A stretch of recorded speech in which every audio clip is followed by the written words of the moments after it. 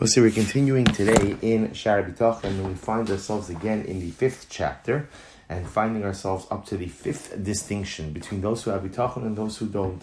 The 5th difference. Ki avotech ba'elokim hu mis'asek v'sibos ha'olam lahachin li'emtzeidah la'chariso v'sipok lebeis ma'ado. Literally translated, a person who has bitachon in Hashem and relies on HaKadosh Baruch Hu involves himself in various worldly means, meaning to make a parnasa, so that he will be able to prepare himself for the end of his days and ultimately olam haba. What does this mean?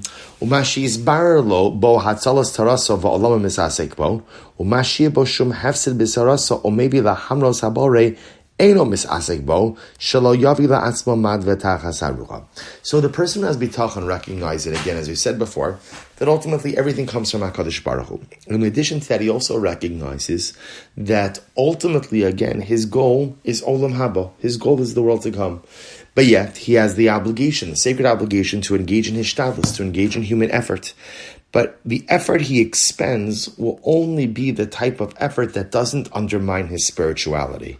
But the moment, ultimately, again, that his effort, that is his hishtadlus, undermines his spirituality, undermines his learning, undermines his spiritual growth, ultimately, he'll stop. He's not going to engage in it because it's totally counterintuitive. Conversely, Conversely, one who doesn't have bitachon, says again, as we saw in yesterday's shir, such a person really places all of his strength, or I should say all of his reliance on his ishtadlus, on his effort. Therefore, again, he's going to put in whatever effort he can to assume that he's going to realize success. And therefore, he'll do whatever he feels he needs to do in order to be successful, in order to have his parnasa, even if it comes at the expense, ultimately, again, of his ruchnius, even of his spiritual development, he'll still do it. Because since he lacks the bitachon, he assumes that his success, his entire success, ultimately, again, will come from his physical effort. And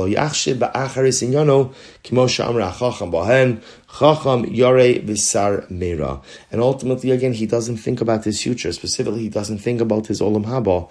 And he's totally focused and preoccupied, ultimately, again, with the effort expended in this world. So a really incredibly profound idea. This fundamental distinction that a person who has bitachon recognizes you have to put in ishaz, you have to put in effort.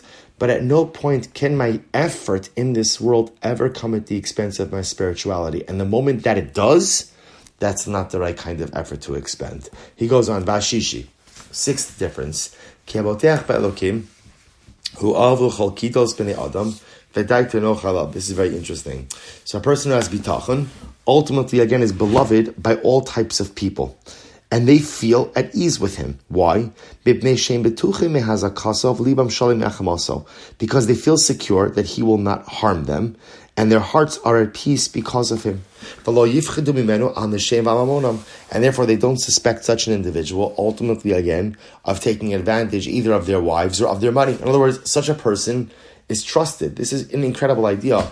A person who acts with bitachon carries himself in a certain way, conducts himself in a certain way, and that's manifest in the fact that other people, by definition, feel at ease with this individual. They don't feel threatened, and it makes sense because a person with bitachon doesn't feel threatened by others because he recognizes that everything is from HaKadosh Baruch Hu. So if I don't feel threatened by others, I conduct myself in a certain way. And if I conduct myself in a certain way, others won't feel threatened by me, and as such will feel at ease with me. This is what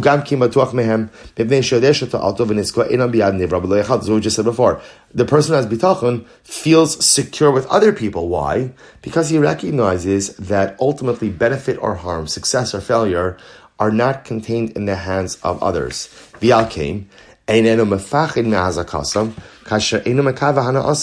Therefore, he's not really afraid of them hurting him, just like he's not really concerned that his benefit is going to come from them. Since he feels secure with them, and they feel secure with him, ultimately, Yoavim v'yavu. He will love people, people will love him. Kimosha Kasov, Ba'abalteach Ba'Hashem Chasi Yisov. And as the pasuk says, one who trusts in HaKadosh Baruch Hu, kindness will encompass him. So really incredible idea. It's so profound how bitachon has an impact on our interpersonal relationships as well. A person with bitachon, by definition, feels secure with other people. because he recognizes that his benefit or harm, success or failure, doesn't come from others. It comes solely and only from HaKadosh Baruch Hu. As such, I don't have to feel threatened by others. If I don't feel threatened by others, I'm at ease with people. And if I'm at ease with people, then people are at ease with me. It creates such a positive and easygoing interpersonal dynamic. Conversely, a person who doesn't have bitachon, ein lo ohev. This is incredible. Will have no friends. Why? Because ultimately, again, he's constantly desirous and jealous of what others have. And he thinks that any good that someone else has, by definition, comes at my detriment, comes at my loss. And ultimately their livelihood comes at the expense of my livelihood. And whatever I lack in my pleasures, whatever desires or pleasures I've been denied, it's because someone else has taken them from me. And ultimately, again, I think that I depend on others in order to attain my desires. It's an incredible idea. Person doesn't have bitachon, so if you don't have bitachon, so who's in charge of your success? So obviously, again, then I'm subject to the whims and to the wills of others. And there's only a pie, there's one pie. So if you get more of the pie, that means less for me. So by definition, I feel fundamentally threatened by the other. And if something bad happens to me with my money or with my children, I will assume it's a result of someone else. And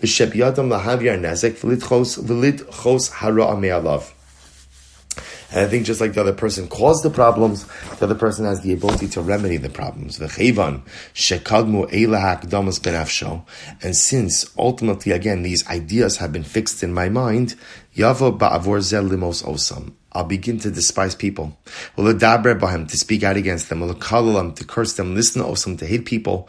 And ultimately, again, such a person is despised in two worlds. This world and the next. And ultimately, again, disgraced in both worlds. He